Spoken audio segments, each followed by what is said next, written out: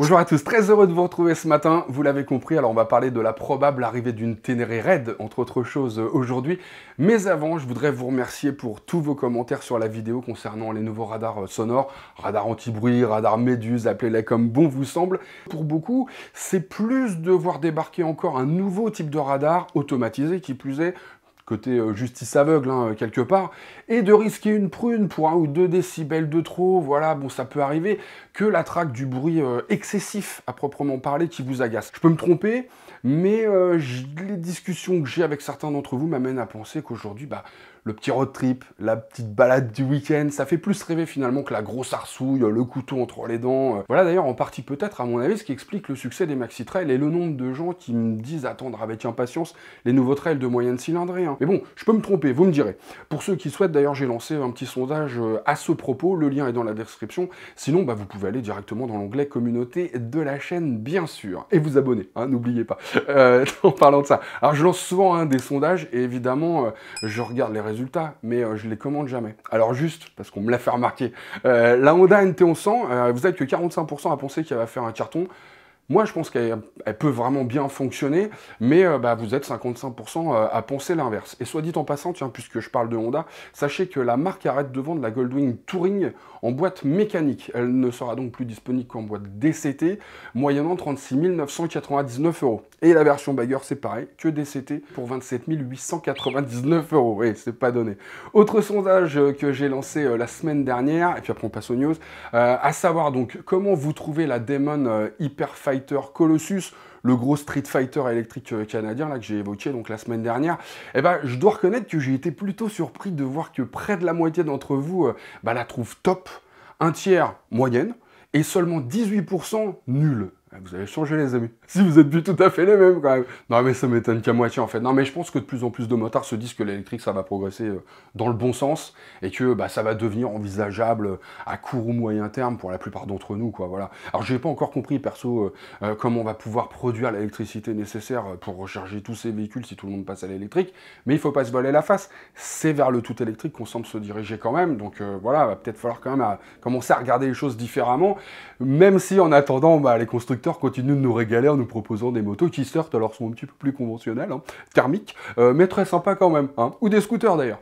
Et pour ceux que ça intéresse, sachant que parmi les vidéos que j'ai réalisées à l'ECMA, c'est celle sur le ADV 350 qui a été la plus visionnée, et de loin, si. Alors je vais faire plaisir à ceux qui s'intéressent à ce scooter, parce que j'ai enfin son prix, à savoir 6 299 €, soit 300 € de plus qu'un Forza 350. Après, bon, il suffit de jeter un œil à la suspension pour comprendre, par exemple, la différence de prix. Hein. Sur l'ADV, on est sur une fourche inversée USD de 37 mm, on n'est plus sur une fourche traditionnelle de 33, puis il y a aussi des amortisseurs à bonbonne. Bon, voilà, c'est un petit peu plus basique sur le Forza, même si ce sont certainement de bons éléments.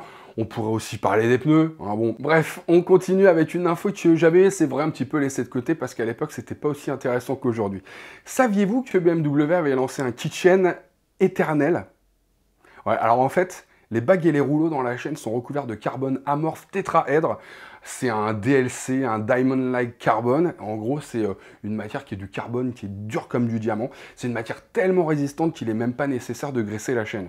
Et en plus, elle ne se déforme pas, donc on n'a pas non plus besoin de la retendre. Au début, alors BM ne la proposait que pour les S1000R, RR, XR, moyennant 300 € environ. C'est pas loin du double du prix normal, mais bon, c'est un peu comme si tu installais un cardan sans ajouter un gramme sur ta moto. Hein. Et puis la galère du nettoyage et du graissage en moins. Quand tu roules beaucoup, et encore plus dans une région pluvieuse, à mon avis, tu vois bien où est l'intérêt de la chose, je pense. Et puis, tu économises, mine de rien, le coût du nettoyant et de la graisse, donc au final, ça revient peut-être pas plus cher qu'une chaîne normale. J'en ai pas parlé au lancement parce que c'était très limité en termes de modèles, mais là, alors j'ai vu que BMW en proposait aussi pour les F750, F850 et les F900. En revanche, toujours rien pour les autres marques de moto, bien sûr, et là, je me dis, bon, c'est quand même ballot. Alors, est-ce que je reparle? Quand tout à coup, il y a mon neurone de derrière qui percute celui de devant. Bim, Google, je tape chaîne éternelle avec mes petits doigts boudinés et rebim, chaîne Regina 525 HPE, HPE donc comme haute performance endurance. Il se trouve que c'est donc le fabricant italien qui fabrique les chaînes pour BMW et qu'on trouve des modèles qui vont de 104 à 128 maillons pour des tarifs qui oscillent en gros de 260 à 320 €.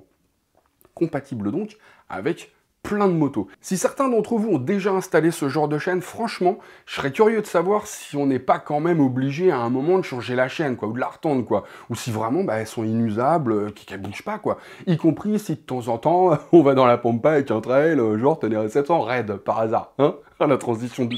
Non mais je sais, bah, elle est bonne, hein. Ouais, ouais. Non, je dis ça comme ça parce que manifestement, donc, bah, c'est parti, hein, le concept de Ténéré 700 raid qu'on a croisé sur le stand Yamaha à l'ECMA serait bel et bien sur le point d'entrer en production, non pas pour la compétition, mais pour la route, street légal, si vous voulez. En tout cas, c'est ce que pourrait laisser espérer les dessins techniques déposés par Yamaha et découverts donc par un certain Ben Purvis, journaliste pour le site Cycle World. Bon alors évidemment, la version de série, ça ne sera pas aussi pointu que la version de compétition, sans doute, mais d'emblée, il semblerait quand même que le réservoir soit nettement plus gros, peut-être même doublé. En tout cas, il y aurait 2 bouchons, ce qui n'est pas sans me rappeler la Desert X de Ducati, hein, avec son petit réservoir optionnel, là, qu'on peut greffer autour de la selle passager, souvenez-vous.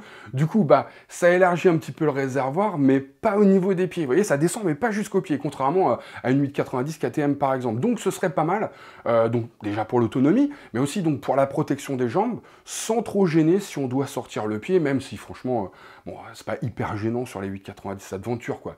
C'est pas un flat de GS non plus, quoi. Même si, bon, on s'habitue à tout, hein. Moi, ce que je remarque surtout, en fait, c'est les appendices qui dépassent d'au moins 5 bons centimètres sur les côtés, là. Ça semble être des protections, et ça, en cas de chute, je pense que ça sera hyper utile pour éviter de ruiner les flancs, et donc, bah, de gonfler la facture, quoi, à un moment. La bulle semble aussi un petit peu plus haute, et puis, alors, on voit des déflecteurs. C'est toujours ça de prix pour la protection. Alors, en revanche, c'est un petit peu difficile à affirmer aujourd'hui, mais on ne voit pas de changement notable en matière de partie cycle.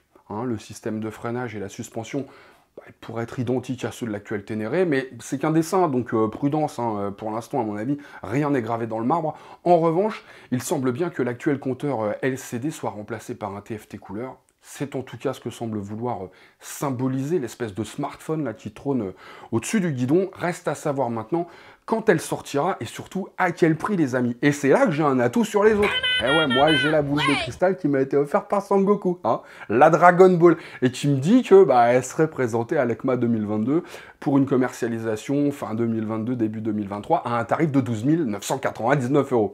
Ouais, je sais, pour un 700 ça paraît dingue, mais je vous rappelle que l'actuelle version Rallye, c'est 11 999 € déjà. Puis c'est pas moi qui le dis, hein, c'est la boule de cristal, donc bon, je prends pas de risque là.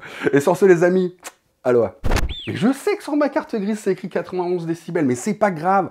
D'après Torim, en tout cas, qui a laissé pas mal de commentaires sur la dernière vidéo, il y a une différence entre la valeur d'homologation et celle qui est écrite sur la carte grise. En clair, ça veut dire quoi? Ça veut dire que même si sur ta carte grise, il y a écrit 95, 100, 103, 112, même si tu veux, à 50 km/h en troisième, si ta moto est stock, ça passe crème sous les 90 décibels, puisqu'elle est censée être homologuée à 80 maximum. Si tu pourras continuer à hurler quand t'es derrière moi, ah non!